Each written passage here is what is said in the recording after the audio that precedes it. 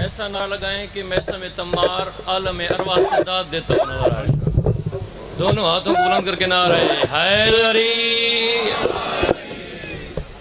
اعوذ باللہ السمیع العلیم من الشیطان الرجیم. بسم اللہ الرحمن الرحیم.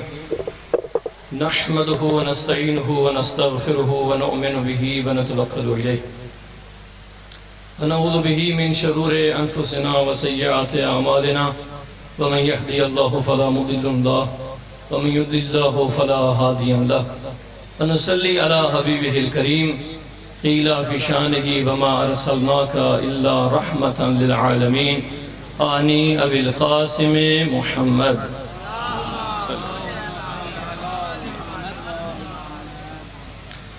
ثم الصلاة والسلام على آله الطيبين الطاهرين وعلى أصحابه المنتجبين المنتخبين.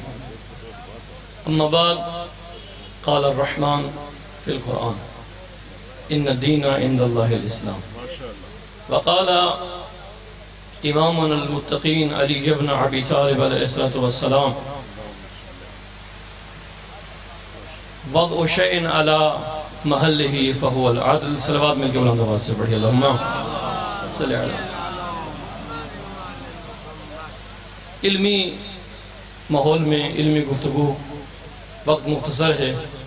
اللہ نے انسان کی کامیابی کے لیے جس آئین کو آئین بنا کر اتارا ہے اسے اسلام کہتے ہیں.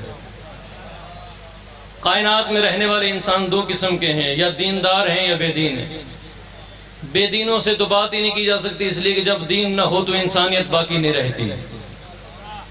میرے ساتھ چلیں گے انشاءاللہ، سارے سفر کریں گے، مختصر وقت میں سفر کرنا ہے.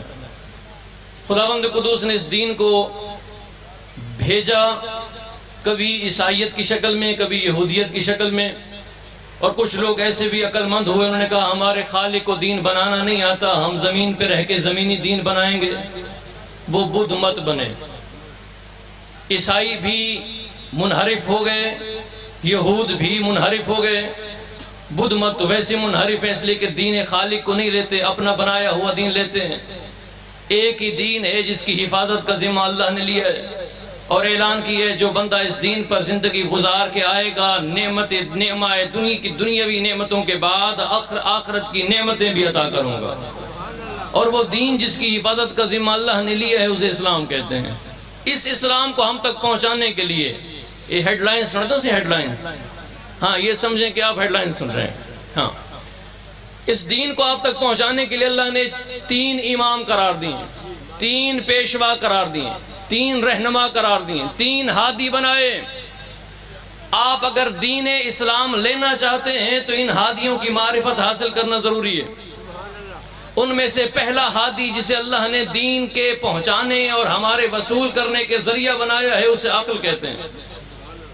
توجہ نظر آ رہا ہے؟ میں کہہ گیا ہوں، آپ خاموش رہے. پہلا ہادی امام عقل بشری ہے. اللہ نے اسے امام قرار دیے اور اسی امام کی طرف دعوت قرآن میں بار بار دیے. فرمایا کیوں تم تعقل نہیں کرتے ہو، تدبر کیوں نہیں کرتے ہو، تفکر کیوں نہیں کرتے ہو. اب یہ عقل کا اندھا جو تمہیں کہے سوچو نہیں مانو، یہ قرآن کا مخالف ہے، عقل جیسے امام کا مخالف ہے. ہمارے بزرگ قبلہ گلاب شاہ صاحب جملہ کہا کرتے تھے، پہلے ہم غیروں کے بارے میں کہتے جہاں وہ ہوتے ہیں وہاں عقل نہیں ہوتی، تو جیسے حضرات کی، اور جہاں عقل ہوتی ہے وہاں وہ نہیں ہوتے. اب ہمیں اپنے اپنوں کے بارے میں یہ کہنا پڑتا ہے. ہاں، جو مان لے وہ سلیمان ہے، جو سوچے وہ شیطان ہے. عقل کا اندھا سلیمان وہ ہے جس نے سوچا، سمجھا، تدبر کیا، تفکر کیا، کائنات کو غور سے دیکھا، در کو دیکھا. جب کوئی در علی جیسا نظر نہیں آیا پھر علی کو اپنا امام مانا ہے. ایسے نہیں. اگر آپ بھی عقل کو ہادی و پیشوا مانتے، دونوں ہاتھوں کو بلند کر کے نعرہ ہے حیدری. عقل ہادی ہے، عقل پیشوا ہے، عقل امام ہے. اب میرے پاس وقت نہیں ہے. آپ اپنے مذہب کی، چونکہ پڑھا لکھا مجموعہ بیٹھا ہے، ہاں چنیدہ افراد آئے بیٹھے ہیں، آپ مذہب کی بڑی کتابیں اٹھائیں. توحید کا باب بعد میں آتا ہے، نبوت کی بحث بعد میں ہوتی ہے، موضوع امامت بعد میں چھڑا جاتا ہے. جس چیز کی حجیت سب سے پہلے آپ کی کتابوں میں نظر آتی ہے وہ عقل ہے. عقل نہ ہو نہ توحید سمجھ آتی ہے، نہ نبوت سمجھ آتی ہے، نہ امامت سمجھ آتی ہے. اللہ نے عقل کو ہادی قرار دیے. جو عقل کو ہادی بناتا ہے عقل اسے دروازہ علی ابن ابی طالب پہ لے آتا ہے. اور میں یہاں جملہ بھی کہتا چلوں، عقل کا دشمن علی کا دشمن ہے. توجہ ہے نا جی؟ اس لیے کہ عقل کا دشمن خدا کا دشمن ہے. اللہ فرماتے ہیں اگر تعقل سے کام لوگے، عقل سے کام لوگے، عقل تمہیں بتائے گی اس کائنات کا بنانے والا خالق بے مثال بھی ہے، لا شریک بھی ہے. پہلا مرحلہ عقل ہے. اب عقل کے خلاف کیا کیا باتیں آپ کے سامنے ہو رہی ہیں، عقل کی کتنی اہانت ہو رہی ہے آپ کے سامنے. دوسرا، جلدی چونکہ میں نے ہیڈ لائن سنانی، دوسرا امام قرآن ہے. حدیث ثقلین کے باب میں آپ حدیثیں کھولیں، کتنا بڑا ظلم ہے. قرآن ثقل اکبر ہے. اپنا عقیدہ درست کریں. قرآن ثقل اعظم ہے. قرآن علی کا بھی امام ہے. چپ کر کے سارے ذرا. قرآن علی کا بھی امام ہے. قرآن وہ ہے جو کلام خالق ہے. اللہ نے قرآن کو امام مبین بنا کر بھیجا تھا. ہاں لڑتے پہلے ہیں، قسم قرآن کی بعد میں اٹھاتے ہیں. قرآن کہتا نظرت عقل کے اندھے اگر مجھے پہلے امام مانتے تو لڑائی کی نوبت ہی نہ آتی. قرآن امام ہے، پیشوا ہے، ہادی ہے. اور قرآن کے بارے میں کتنی اہانت کی جا رہی ہے. میرے پاس وقت نہیں ہے. یہ کام کرتے ہیں قرآن بنتے نہیں. میرے برادران ایسا نہیں ہے. اللہ کسی کے کام کے انتظار میں نہیں بیٹھا کوئی کرے تو میں آیت نازل کروں. نہیں، اللہ کو جس کا کام اچھا لگتا ہے اور قیامت کے لیے نمونے عمل بنانا ہوتا ہے اسے قرآن میں تصدیق کر کے بھیج دیتا ہے. تو یہ سر حضرات قرآن امام ہے. یہ قرآن کو کتاب نہ سمجھیے. علی جیسا امام کہتے ہیں جب میں چاہتا ہوں اپنے خالق سے بات کروں تو وضو کر کے نماز کے لیے جاتا ہوں. اب جب چاہتا ہوں کہ میرا خالق مجھ سے گفتگو کرے قرآن کھول لیتا ہوں. تو جیسا حضرات دوسرا امام قرآن ہے. تیسرا امام نبی و امام ہوتے ہیں. ظاہری امام ہے.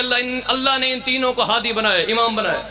اور میں خراج تحسین پیش کروں گا مرد میدان عمل کو. آج جس ہستی کے لیے آپ آئے بیٹھے ہیں، ابھی آپ نے زیارت کی ہے، یہ نعمت خدا ہیں آپ کے پاس. ہاں آج کل عقل کے اندھے لوگ کہتے ہیں جی نہیں ہم تقلید امام کی کرتے ہیں. جو امام کا تقلید کرتا ہے کم از کم وہ شیعہ نہیں ہوتے. امام کی بیعت ہوتی ہے. بات سمجھ آ رہی ہے؟ ہاں مجتہد کہے فجر کی نماز چھوڑ دو، چھوڑنا حرام ہے.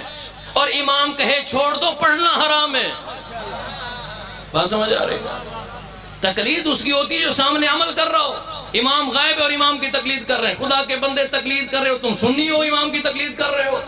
امام کی تو بیعت ہوتی ہے. اب امام نماز پڑھتے ہوئے کو بلائے تو وہیں چھوڑ کے امام کی صدا پہ لبیک کہو، اس لیے کہ جس نے نماز پڑھنے کا کہا تھا وہی نماز کی حالت میں بلا رہا ہے.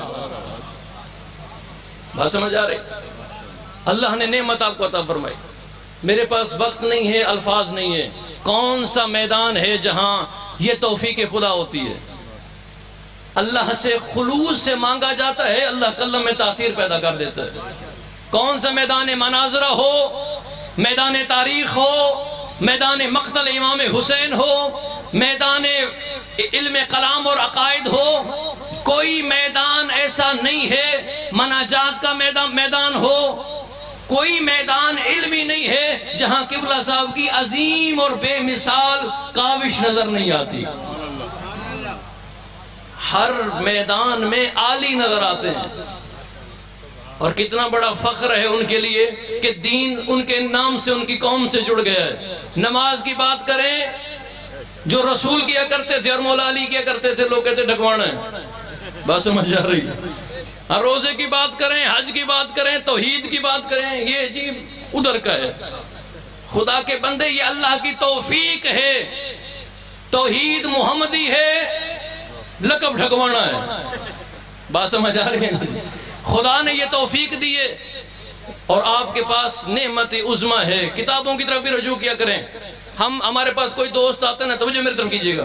ہم اپنے شوق پیش کرتے ہیں، مجھے گائے رکھنے کا شوق ہے، مجھے بھینسیں رکھنے کا شوق ہے، مجھے فلاں شوق ہے. نہیں میرے برادر، جب کوئی دوست آپ کے پاس آئے اسے اپنی لائبریری دکھاؤ، کتابیں دکھاؤ. کم از کم 14 کے نام پہ 14 کتابیں تو ہونی چاہیے. کتابیں دکھا کے انہیں کہو میرا شوق یہ ہے جب وقت ملتا ہے علی کو پڑھتا ہوں یا اولاد علی کو پڑھتا ہوں. بات سمجھ آ رہی ہے؟ اللہ نے یہ امام عطا فرمائے، اور پھر اللہ نے ان مراجعین کا سلسلہ ہمارے نعمت بنا کر بھیجا ہے۔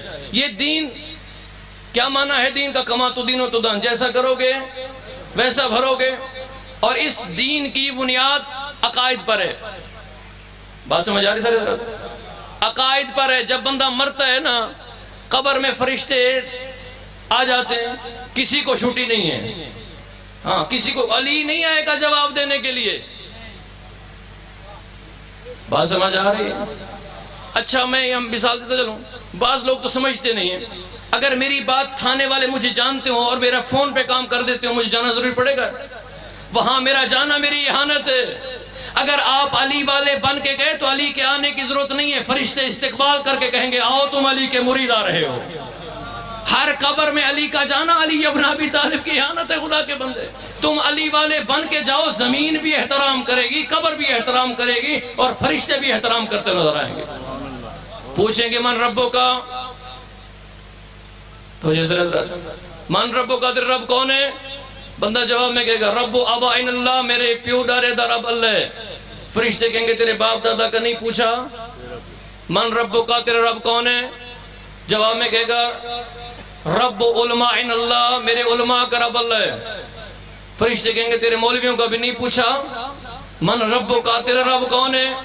جواب میں کہے گا یقولون الناس ان اللہ ربنا، لوگ یہ کہتے تھے اللہ رب ہے۔ فرشتے کہیں گے لوگوں کو بھی نہیں پوچھا، نہ تیرے باپ دادا کا پوچھا، نہ تیرے مولویوں کا پوچھا ہے، تو حضرت کی نہ لوگوں کا رب پوچھے، بتا تیرا رب کون ہے؟ اب بندہ جواب صحیح دیتا ہے، کہتا ہے میرا رب وہ ہے الذی خلقنی ورزقنی وہدانی، میرا اللہ وہ ہے جس نے مجھے خلق کیا، مجھے رزق دیا، اور مجھے دین اسلام کی ہدایت عطا فرمائی۔ جب یہ صحیح جواب دیتا ہے، فرشتے کہتے ہیں نبشرک بالجنہ، تجھے جنت کی بشارت ہو گئی، اب بتا تیرا نبی کون ہے؟ یعنی توحید کے صحیح جواب پر آگے سوال ہوں گے۔ اللہ نے اس اسلام کے عقائد کی بنیاد رکھی ہے۔ بس میں مختصر بات تمام کر رہا ہوں۔ 5 اصول ہیں نا، یاد ہونے چاہیے آپ سب کو انشاءاللہ۔ پہلی کیا ہے؟ دوسری عدل، تیسری عدل نہیں عدل، تیسری نبوت، چوتھی، پانچویں قیامت۔ ہمارے برادران کے اصول 3 ہیں، توحید، نبوت، قیامت۔ وہ اللہ کے توحید کے بعد عدل کے قائل نہیں، نبوت کے بعد امامت کے قائل نہیں۔ 2 اور 5 کا، 3 اور 5 کا فرق موجود ہے، توجہ ہے نا جی؟ ہم 5 مانتے ہیں، وہ 3 مانتے ہیں۔ ہم کہتے ہیں توحید کے بعد عدل ہے، اللہ عادل ہے۔ عدل کیا ہے؟ بس یہی بات تمام کر رہا ہوں۔ عدل کیا ہے؟ اگر کسی اور سے پوچھتے تو عدل کی شرح پتہ نہیں کیا کرتا۔ آؤ چلتے ہیں اس امام کے دروازے پر جسے نبی نے کہا علی تو امام عادل ہے، علی کے پاس چلتے ہیں، مولا آپ بتائیے، اور خوش نصیب و خوشبخت ہیں، اللہ نے آپ کو علی ابن ابی طالب جیسا امام عطا کیے۔ کوئی میدان ہو، میدان تقوی ہو، علی سے بڑا کوئی نہیں، میدان زہد ہو، علی سے بڑا کوئی نہیں، میدان عبادت ہو، علی سے بڑا کوئی نہیں، میدان سجدہ ہو، علی سے بڑا ساجد کوئی نہیں، میدان سخاوت ہو، علی سے بڑا سخی کوئی نہیں، میدان جنگ ہو، علی سے بڑا، توجہ حضرات کی، علی سے بڑا کوئی کرار نہیں۔ اللہ نے آپ کو وہ امام عطا کیا ہے جس پہلو سے دیکھیں گے نبی کے بعد اعلیٰ بھی نظر آتا ہے، اولا بھی نظر آتا ہے، مومنین کا مولا بھی نظر آتا ہے۔ تو یہ اللہ نے وہ امام آپ کو عطا فرمایا۔ جیسے آج آپ فخر کرتے ہیں کہ اللہ نے مجھے علی جیسا امام بنائے عطا کیا ہے، ایسے بنیے کہ میدان محشر میں علی فخر کرے کہ یہ میرے مرید ہیں۔ تو یہ اللہ نے آپ کو علی جیسا امام عطا فرمایا۔ امیر المومنین سے پوچھے عدل کیا ہے؟ یہ جو میری 5-10 منٹ کی فیصلہ کن گفتگو ہے، پوچھے عدل کیا ہے؟ مولا فرماتے ہیں وَضْعُ الشَّيْءٍ عَلَى مَحَلِّهِ فَهُوَ الْعَدْلِ، ہر شے کو اس کا مقام دینا یہ عدل ہے، یہ عدل ہے۔ اچھا جو عدل نہ کرے وہ کیا ہوتا ہے؟ عدل کے مقابلے میں کیا ہوتا ہے؟ ظلم ہوتا ہے، ظالم ہوتا ہے۔ جنت میں ظالم جائیں گے، ہاں عادل جائیں گے نا۔ عادل کیا ہے؟ عادل یہ ہے کہ آپ چینی لینی ہو تو ویلڈنگ والے کی دکان پہ چلے جائیں، اور ویلڈنگ کروانی ہو تو کریانہ والے کے پاس چلے جائیں، کریانہ والے کو کہیں اسے ٹانکا لگا دو، اور ویلڈنگ والے سے کہیں کہ 2 کلو چینی تول دو، توجہ ہے؟ لوگ آپ کو کہیں گے یہ احمق ہے، عادل نہیں ہے، یہ ظالم ہے۔ وہ کہیں گے جاؤ بھائی، ٹانکا لگوانا ہے تو ویلڈنگ والے کے پاس جاؤ، چینی لینی ہے تو کریانہ والے کے پاس جاؤ۔ میرے برادر اگر حلال و حرام لینا ہے تو عالم کے پاس جاؤ۔ بات سمجھ آ رہی؟ ہم کسی کے خطیب آئے، قصیدہ پڑھے، دوڑھا پڑھے، بند پڑھے، لیکن وہ پڑھے جو قرآن کے مطابق ہو، 14 کے فرمان کے مطابق، حلال و حرام میں مداخلت نہ کرے۔ تو جیسا رہا کتنے نااہل آگئے ممبر پہ کھڑے ہو کر کہتے ہیں مجھے امام کربلا میں ملے۔ امام نے کہا تم پڑھ، امام تجھ نااہل کے خواب میں آئے ہیں، جس نے 60-70 سال دین آل محمد پڑھے اس کے خواب میں نہیں آئے۔ بات سمجھ آ رہی ہے؟ ادھر ہمارے ایک مسئلہ بنا تھا، ایک تھوڑی سی لطیف بات کر کے، اب بور بھی نہ ہو جائے نا، پھر نتیجہ دیتا ہوں۔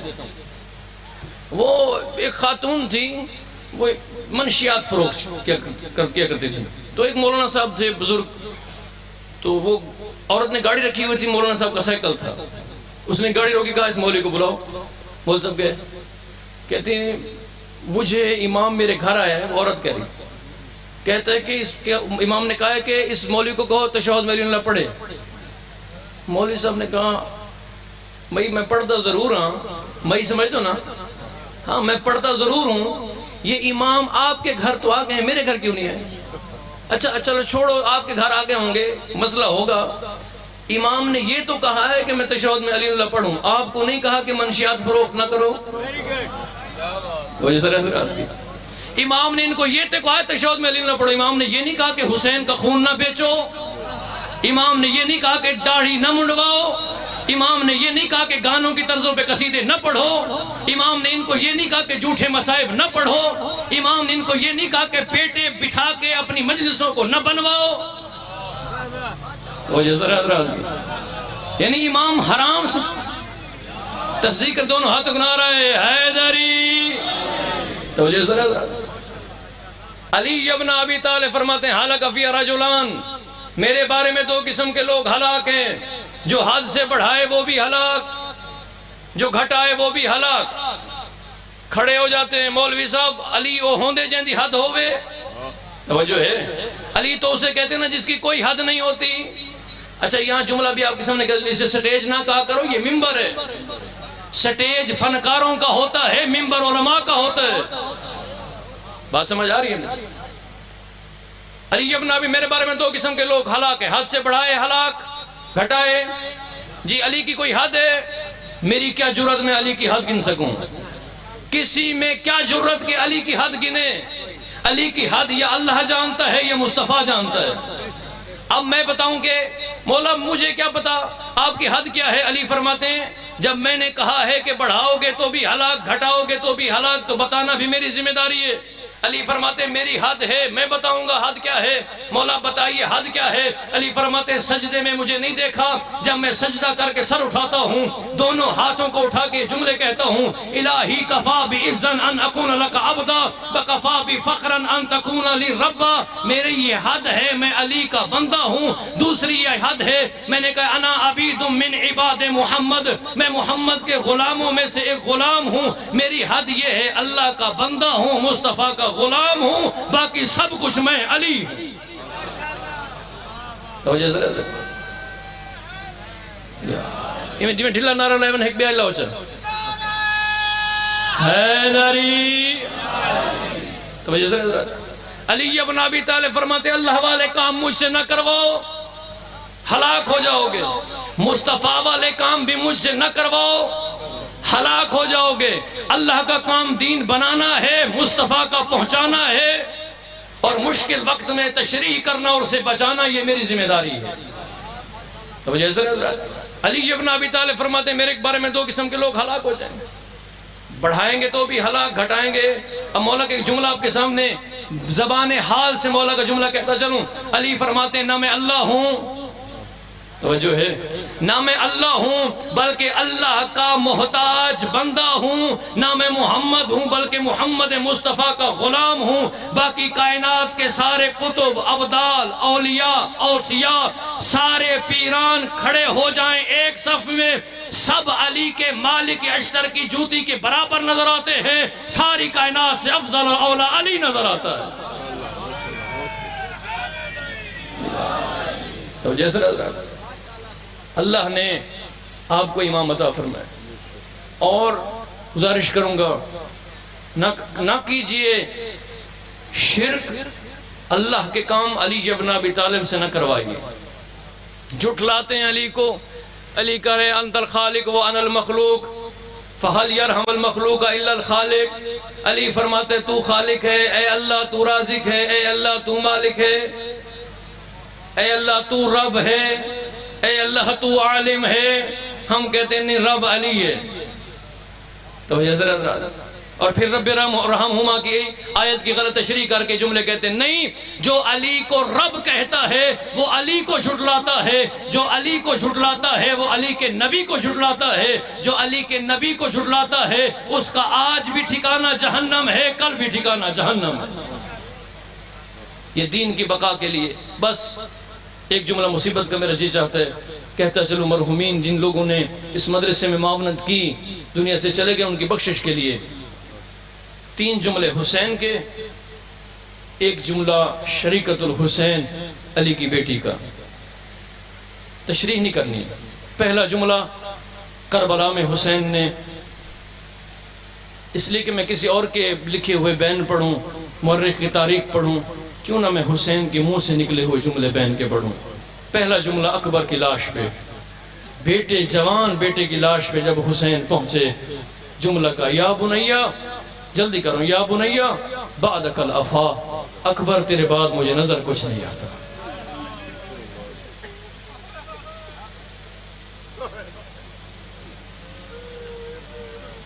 دوسرا جملہ جب عباس کی لاش پہ پہنچے، فرمایا یا اخی الان انکسرت ظہری، عباس اب میری کمر ٹوٹ گئی ہے۔ شاید یہی وجہ تھی جب حسین نے یہ بیان کیا تو عباس نے کہا ہوگا مولا مجھ پہ احسان کیجئے، میری لاش کو خیمے نہ لے جائیے، اس لیے کہ ابھی تو آپ نے کہا ہے کہ آپ کی کمر کا زور ختم ہو گیا ہے۔ یہ دوسرا حسین کی مصیبت کا جملہ تھا۔ تیسرا جملہ سنیں گے، زخموں سے چور حسین، نیزوں میں نیزے،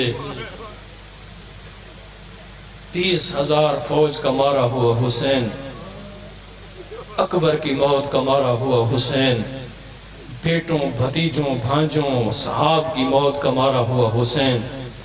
جنگ کیے میرے امام نے، تھک ہار کے حسین تلوار کے دستے پہ سر رکھ کے کربلا کی زمین پہ بیٹھ گئے۔ نہ جانے کیا سوچ رہے تھے، فوج میں کھلبلی شروع ہوئی، مر گیا حسین یا زندہ ہے۔ عمر سعد نے کہا خیموں پہ حملہ کرو، اگر زندہ ہوا نا اکبر سے زیادہ بہن کی چادر عزیز ہے، اگر زندہ ہوگا تو ضرور جواب دے گا۔ گھوڑے دوڑے۔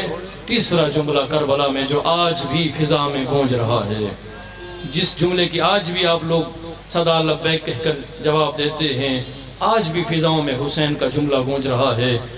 دستے تلوار سے سر اٹھایا حسین نے، فرمایا حل من ناصر ینصرنا، کوئی ہے جو میری مدد کرے۔ مولا کیا مدد چاہیے؟ کہا کوئی ہے جو نبی کی بیٹی کی چادروں کو بچائے۔